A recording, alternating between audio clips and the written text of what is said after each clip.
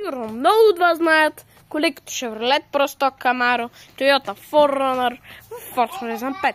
Те са изключително рядки и много трудно се взимат. Заедно с Dodge Viper Anniversary Edition.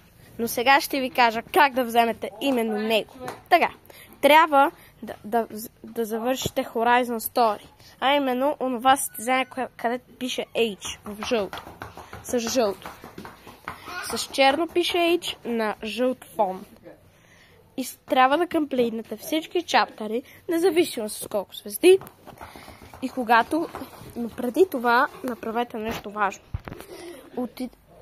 Ако искате. Ако отидете в Accessories,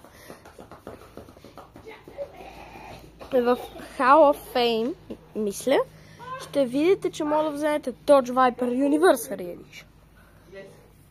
Така, трябва да комплитнете всички чаптери и когато комплитнете тях, ще вземете Dodge Viper Anniversary Edition. Независимо с колко звезди.